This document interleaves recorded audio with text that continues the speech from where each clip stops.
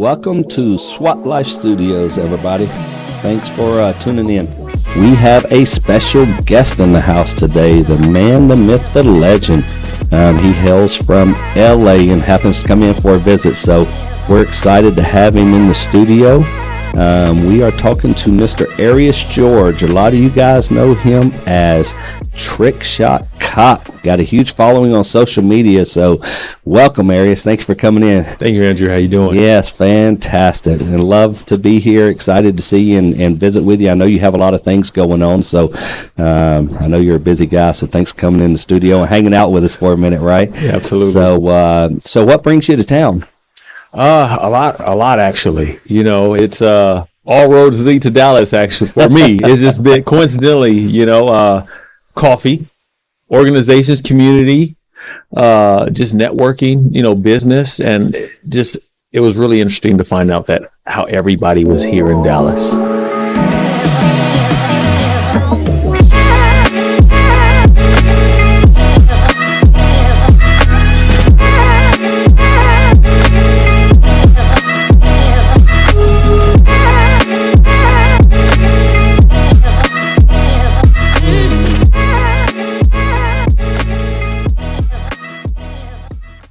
I grew up in Houston. It was a really large city, but all the people and the connections in the Dallas area never cease to amaze me. Right. I mean, and it's funny because everybody talks about don't bring your California to Texas, but so many people here are from California, Right.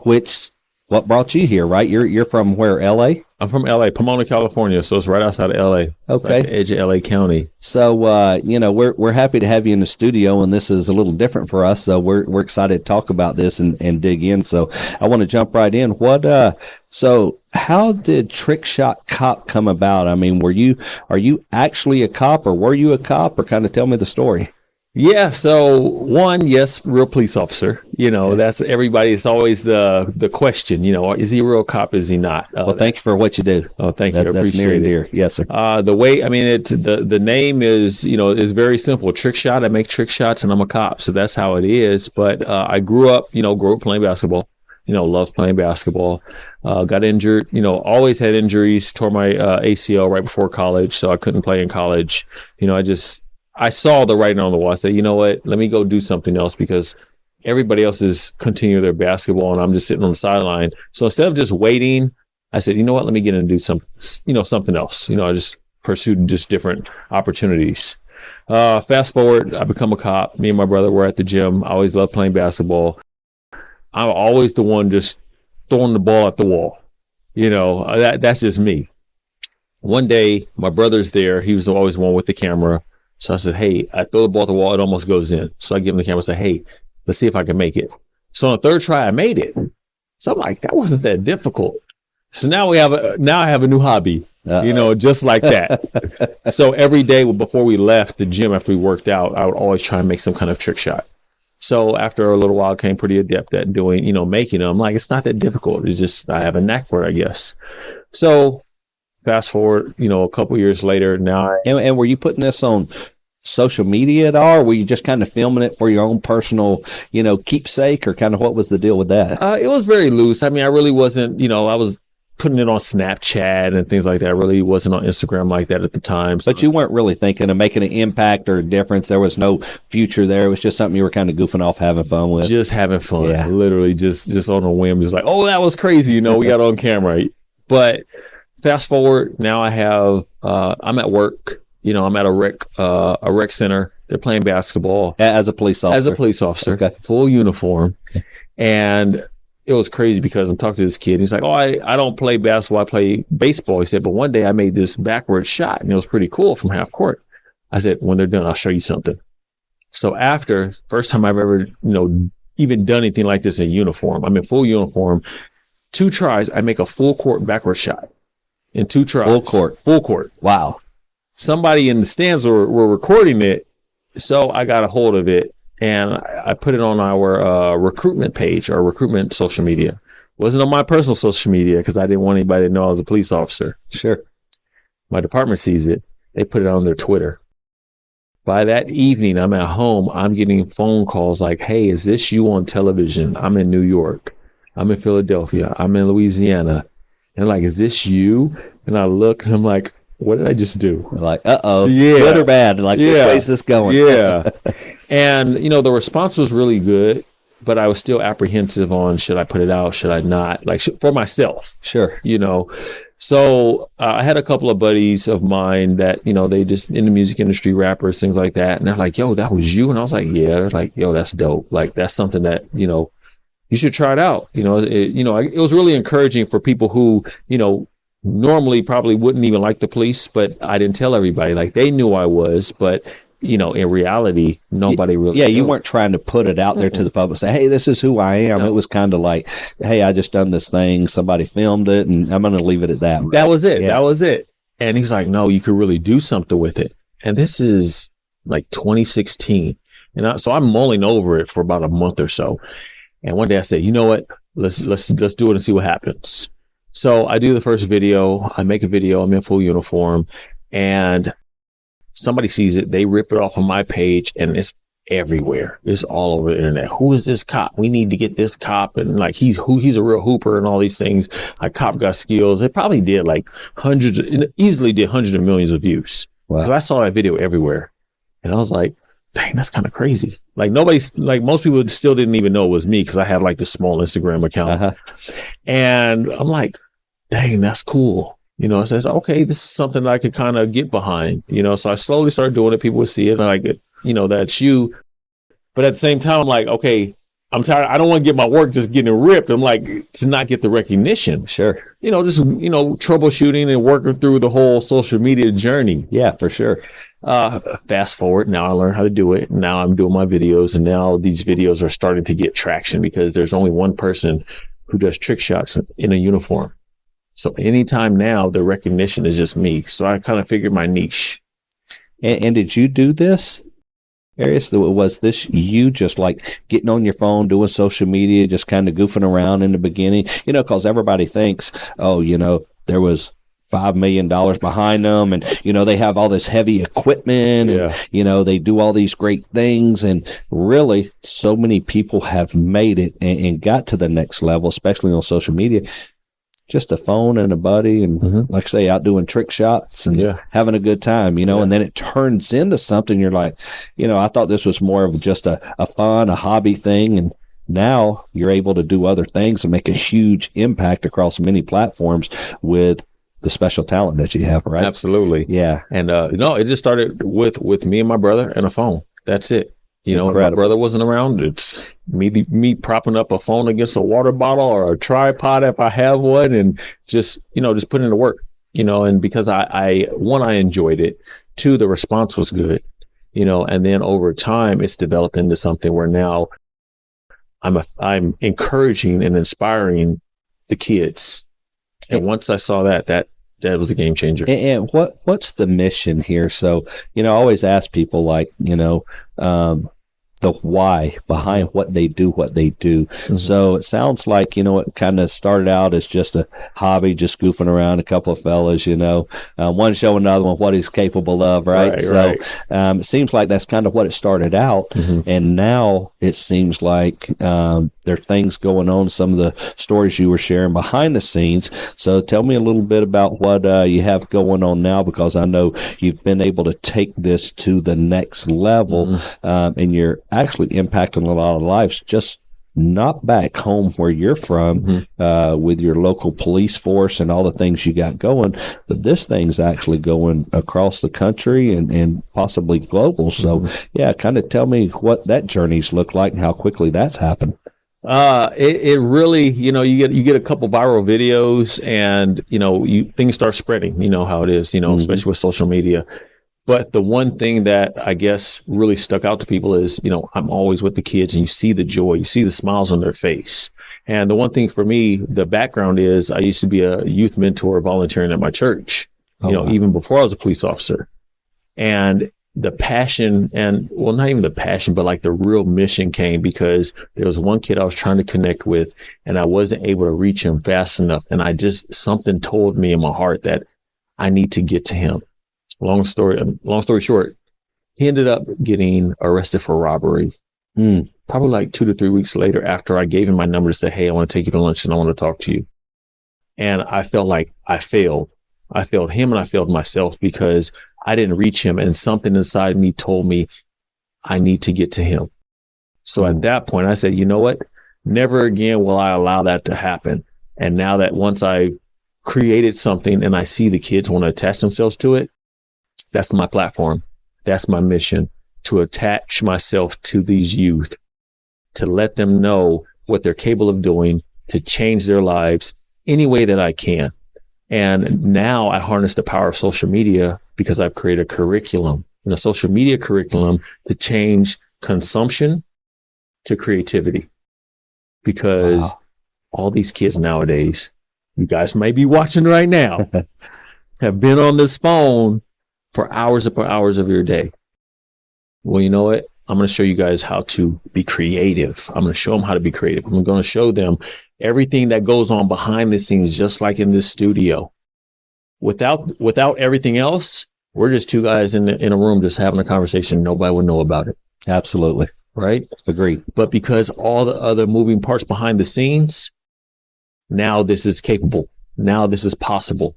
And we're going to teach within this curriculum. It teaches every element because now we're bringing value. We're boosting self-esteem. We're enhancing mental health. So now, and you have value. Now no more cyberbullying because now you're the kid in school like, oh, he's the editor. I need to go talk to you. You have value. So once you're done with the curriculum, now you're like, oh my gosh, this is great. So no matter what, any way that I can, I want to, inspire the youth. And it sounds like there's a lot of power in that, a lot of power. And it's funny that you say it so humbly because so many people, wouldn't take the time to do what you did when you were younger. They wouldn't take the time to do what you're doing now. So many people look at it and they say, oh, I have this special talent. How can you monetize it? You're on a different type of mission. This is not about monetary gain. If so, you'd have jumped in that way long ago, right? So it's different for you. So you're actually trying to make an impact, which, you're doing good in the neighborhoods by being a police officer. That makes a huge impact already. And now you're wanting to do this. And I know as a police officer, I know how busy you are, with everything you got going. I can only imagine, how do you find time for this? It's and you're in great shape, by the way. We were talking about that. I need to stay off the burgers and eat a little healthier, obviously. It's really just the desire and the drive, and that's really what it is. Just carving out that time. Like, I got to do it. I may be tired, but I got to get up. I got to go to a park today. I got to go meet, find some kids to, play basketball with, or go talk to, or hand out stickers to, or whatever I can do.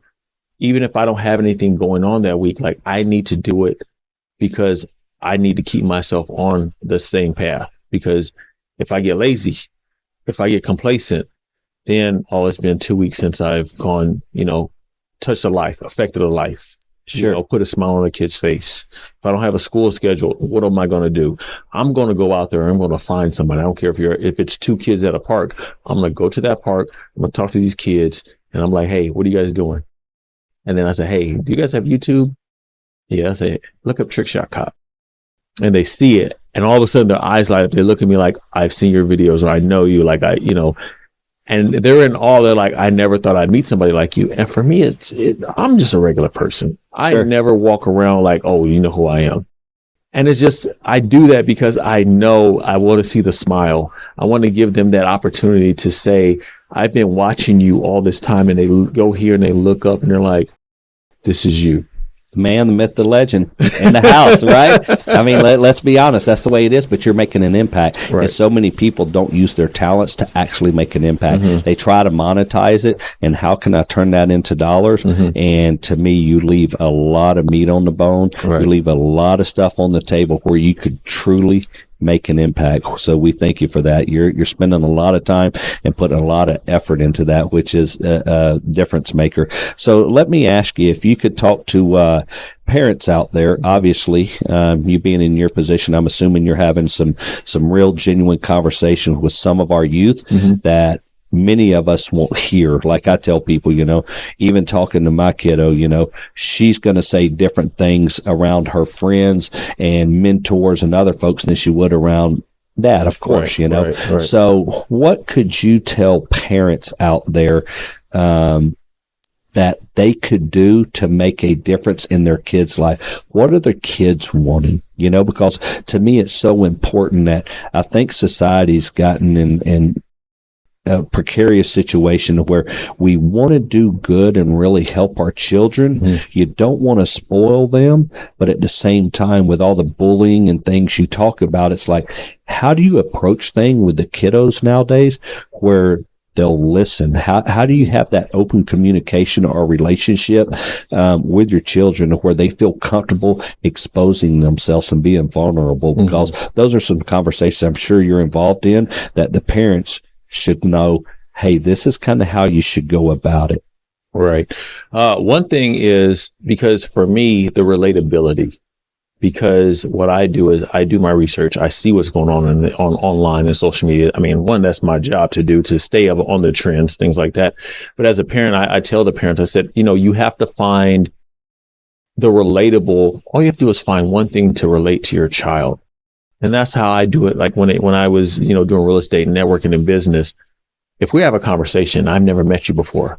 And I say, hey, what is it that you do? You tell me something. The moment you say something that I know I can direct a conversation and we can relate and we have common ground, that's it. As soon as you're done, I already know what I'm going to talk to you about with a follow-up question.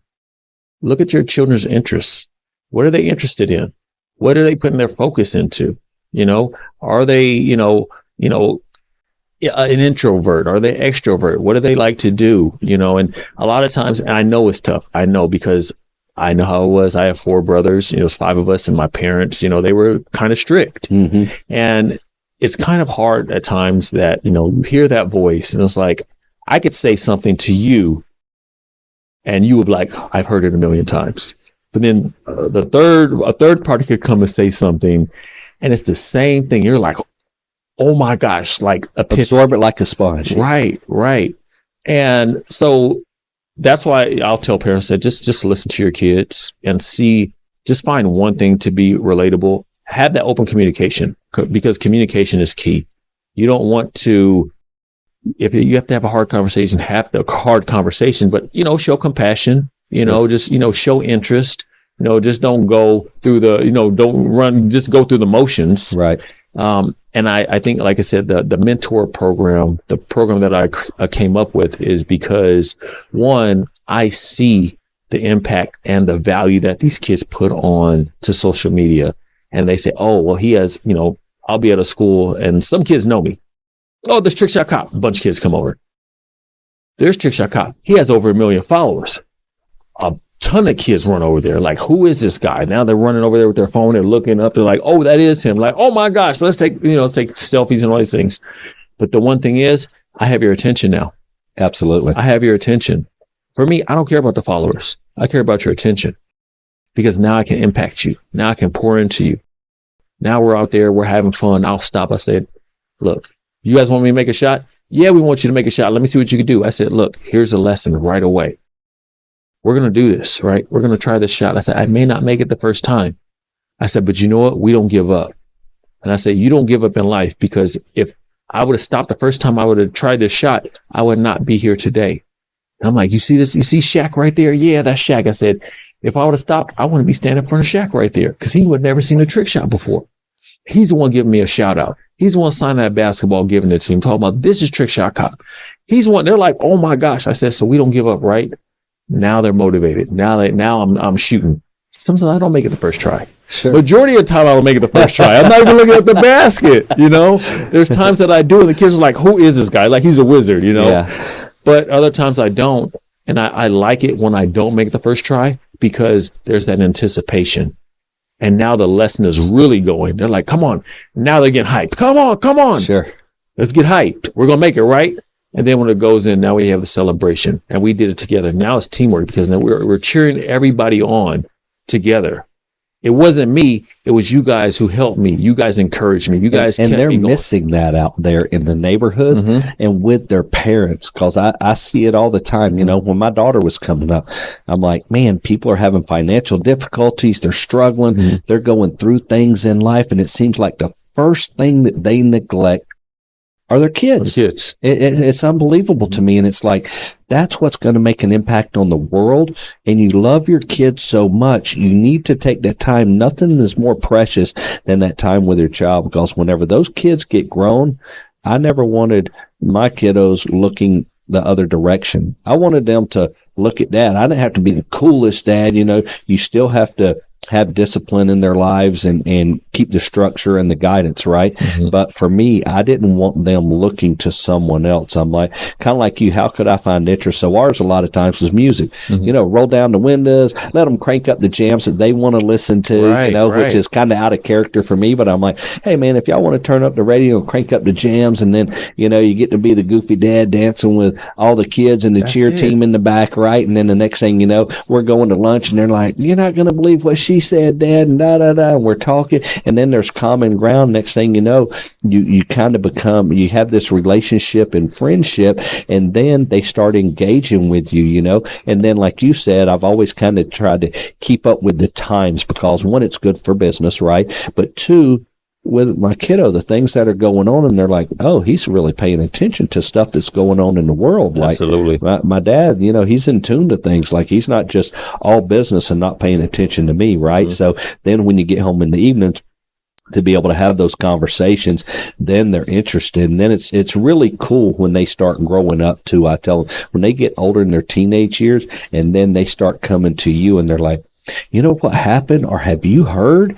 Then you're like, I think we're onto some magic, right? We're breaking through. Yeah. So it's super, super cool. So, how long have you been on the police force with the department you're at? 15 years. 15 years. So, I have to circle back. What got you into being a police officer?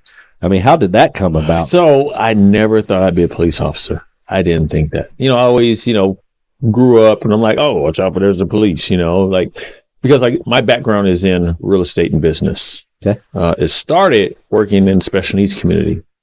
That's where it started. Straight out of high school, worked for a state facility. I was going to school and working with special needs. The only reason I loved that job, I loved it. I thought, I was like, this is it right here. But they ended up closing. So I'm like, now what am I going to do? So, one of my buddies, he was my mentor. He was a real estate broker. So I went and talked to him, and before they closed down, probably like 4 to 6 months prior, I said, hey, you know what? I'm going to, you know, what do you do? I want to learn about it. So he would always encourage me. He's been doing it for like, anytime you want to come on, let me know. I said, now it's time. Went over there, learned the trade, got my real estate license. Now I'm doing real estate. So that's where everything, you know, he really cultivated me, because I was just this goofy kid playing basketball, you know, working at the hospital, having a blast, you know, just, you know, and it was all about caring for people. Like, I'm like, you have the mentality of a kid, and I'm like, I'm still a big kid myself. Like, let's go have some fun, you know. Yeah. So we go have a blast, you know. Yeah. So now he actually showed me the business side. He really transformed me and my mentality to understand this is how you talk to people. I mean, I went there for 3-4 months straight, just sitting on the phone, just, you know, practicing and learning and listening. And I said, you know what, this is something I really want to attach myself to. So I applied myself, and I got into real estate. Then I ended up getting into real estate for myself, started my own company, doing very well. And that's when the whole youth mentorship came into play, because then I was a big shoe collector, and I would always have multiple pair of shoes. So the kids that were doing well, I would always pull them to the parking lot. Hey, keep it up. Don't tell, you don't have to tell everybody, but here's a brand new pair of Jordans. Wow. Here's keep it up. So you've been making an impact for a long time. It's always been there. It's always been there. Yeah. Fast forward, the recession hits. Ouch. That's when things, you know, hit the fan. Had some not so good business partners. Sure. We've all been there. Yeah. Things occurred. And so going from, really looking to take the next step up and going to the next level within my business to literally doing a 180 and going straight, nosedive. So many people did back at that time. It was a rough time for a lot of real estate guys. Absolutely. So now, and we were discussing earlier, I didn't have anything to fall back onto, just like I said, one trick pony. Like I invested it. I was like, this is the wave of real estate, everything real estate. I have investment properties. Everything was in real estate. Well, all of a sudden that was wiped out. So now I'm like, okay, I got to pick up the pieces. I need something. So I found out my friend was a police officer, and I'm like, it's not the career I want, but it's the job I need. It's the job I need right now. And I'm like, well, it's all about talking to people. I said, no, I know how to talk to people. I definitely know how to talk to people now. I've developed that skill of networking and, just building a rapport with people. Like, how difficult can it be? So I go do it. And I mean, lo and behold, I'm going there. I'm just talking to people, and I treat it as a business, as just creating a rapport with people. Mm-hmm. Hey, how are you? What are you doing? I don't care what social class you're in. You could be a homeless person. You could be on top of the hill. It doesn't matter. My approach was always the same. So for me doing that, it was always a success, because if I got to take you to jail, by the time we're done talking, you're shaking my hand. Sure. Like, hey, I hope it works out. I'm like, dang. Wasn't expecting that. No, not at all. Not at all. So that's how I ended up becoming a police officer. And the one thing that I did say was, this is a job I need right now. And I said, this will do until I figure it out, because I'm always going to figure it out, because I already have that mindset of business. And I said, yeah, I took a step back, but I'm going to get back.